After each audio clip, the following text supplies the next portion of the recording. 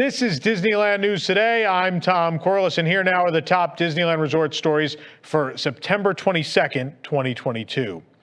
MagicBand Plus will officially launch at the Disneyland Resort this fall. Still no exact date. We're not there yet, everybody.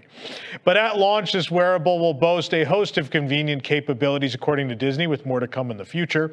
Connect your MagicBand Plus to your theme park ticket or Magic Key Pass, if you're one of the lucky few, in the Disneyland app for an easy way to enter the Disneyland Resort theme parks. Of course, valid park admission and reservation required. We always got to put that in.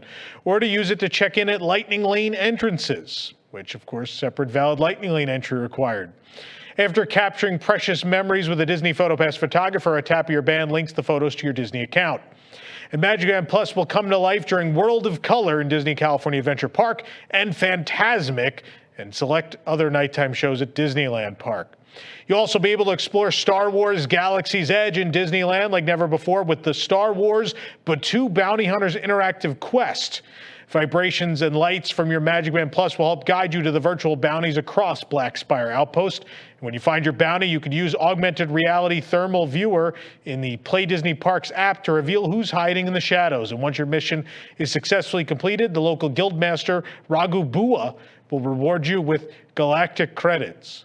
What a name. You can't make these things up. 2 new Disneyland styles of MagicBand Plus you're looking at now. I think they're pretty cool. I think I need these. And they'll work at either resort as long as the proper ticket media is attached. That's the wild part, right? Is that the bands are interchangeable to bring your band with you wherever. It just becomes this thing you can wear all the time. I guess I do live in the theme park bubble, so you may not want to wear your MagicBand out and about when you go to non-Disney places, but some of us are, everything's not all right up here, and so we just live in this, just get on a plane, I go to the other one, I'll just leave my band on. Anyway, Disneyland has replaced the iconic lamp in Walt Disney's former apartment on Main Street to one that more closely matches the lamp that originally stood in its place. The new lamp has a large glass dome with a floral pattern, which is hard to miss. Of course, it was known that the previous lamp was not the original that Walt had in the apartment, so the new lamp is no less significant than the one it replaced. The only real significance of the piece is that it stays illuminated, a reminder of Walt's constant presence in his first park. However, the new lamp perhaps seems to more closely resemble the one that was actually in the apartment during Walt's time, as best we can tell. The apartment above the Main Street fire station was frequented by Walt and sometimes even his family, often from before the park opened through his death in 1966. Of course, the family continued to visit after his passing, which is why the original lamp supposedly vanished. Emil Curry, the famous set decorator who won an Academy Award for his work on 20,000 Leagues Under the Sea, was tasked with decorating and furnishing Walt's apartment in Town Square. With the hype surrounding Encanto having somewhat cooled since its explosive debut last year, Imagineers may be exploring new ideas for retheming the former Tarzan's Treehouse at Disneyland. One rumor that has made the rounds quite a bit recently is a sea-themed overlay coming to the classic Disneyland attraction. We previously reported on this in our post about possible projects that might be mentioned at the D23 Expo. However, the Treehouse project in total was not mentioned at all, despite the fact that it's ongoing.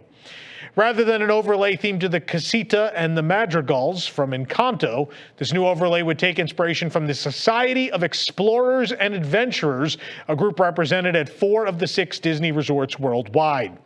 The Treehouse's new story would feature it as a hideout and meeting place for members of S.E.A. at Disneyland, which already references the organization at the nearby Jungle Cruise and as well at the Tropical Hideaway. Go look at those paddles on the wall. References to the Treehouse's past themes of Tarzan and the Swiss Family Robinson would also likely be included. Of course, S.E.A. was first created for Tokyo Disney Sea in 2001, where its official headquarters still remains at Fortress Explorations. Over time, the lore has expanded to include multiple attractions worldwide, including Soaring Fantastic Flight and the Tower of Terror at Disney Sea, Mystic Manor at Hong Kong Disneyland, which I think is the best Disney ride on Earth, the Jungle Cruise at Walt Disney World and Disneyland, Misadventure Falls at Typhoon Lagoon, and many, many more. Of course, Tarzan's Treehouse unceremoniously closed last September and was confirmed in April to the Orange County Register that it will receive a new theme. Little work has been done on the remains of the Treehouse at this point, but rumors indicated an Encanto overlay was on the way. But now it sounds like maybe it's something else. I would prefer this. Encanto can have its place in the park. I don't think Adventureland makes a ton of sense. Columbia, I don't know. Columbia is not like the least explored, furthest far away place in the world. So I think S.E.A would be better. I think Encanto could find a home sort of in its own realm somewhere at the parks in California. Eudora's Chic boutique featuring Tiana's Gourmet Secrets had its grand opening in New Orleans Square at Disneyland this week. The shop was announced at the expo as a companion to the upcoming Princess and the Frog transformation of Splash Mountain into Tiana's Bayou Adventure.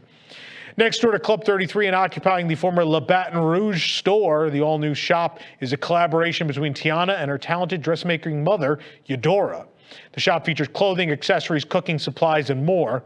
To the left, when you enter, is Eudora's sewing room, where several in-progress dresses are on dress forms, and ensemble sketches are on display with fabric samples. Jars of beads sit on the sill above the door, perfect for the intricate gowns Eudora designs, and the knocker on Eudora's door features a frog. There are many festive Mardi Gras masks, some of this stuff left over from the former shop.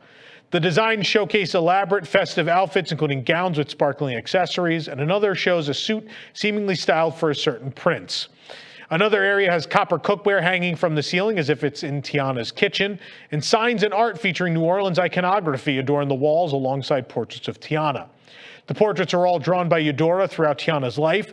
There's 2 black and white line sketches showing Tiana at ages 2 and 4, and there's drawings also showing her in her early childhood. The shop sells a variety of Disney-themed housewares as well as third-party branded New Orleans-centric merchandise because you all know we go to Disneyland to buy, stuff we could buy on Amazon that just says New Orleans on it. Amidst the cans of coffee, though, is Tiana's restaurant fund. The princess herself stopped by the grand opening, and she was so excited to see her mom shop. It's a cute shop. You can support the entire team buying this show and others by joining the WDWNT Interglobe Society at patreon.com/WDWNT. Get access to exclusive content, discounted show and event tickets like Celebration 40, our event on October 1st and 2nd, and more. Special shout out to all of our WIGS members watching who make this show happen each and every week and have contributed to my restaurant fund. I'm going to open a restaurant. I can't cook, though, so it might be a problem. New for this Halloween season is the Mike Wazowski pumpkin bottle topper. We found this frightfully adorable guy at a beverage cart in Disneyland for $7.50. Mike's lower half is dressed in a pumpkin Halloween costume, and the lid of the pumpkin, stem included, served as his hat. He's standing on an orange base that attaches to the bottle. Complementing Mike's green color and the orange pumpkin costume is a purple straw. The Mike Wazowski pumpkin bottle topper can be found at select beverage, popcorn, and churro carts. We also found you can get him through mobile order at select locations. The spooky season is in full swing at Disneyland Resort with plenty of goodies to snatch up like that bottle topper. But of course, everyone is talking about the new Donald Duck candy corn sipper. It's $19.79.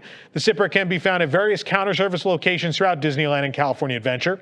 The sipper, appropriately enough, features Donald wearing a white, yellow, and orange candy corn costume, just as he appears in the parks, at least on the West Coast. Florida, we never spend money on that stuff. He also totes an adorable pumpkin basket to collect his treats. The purple strap shows Donald still wearing his costume, hanging around some not-so-scary ghosts.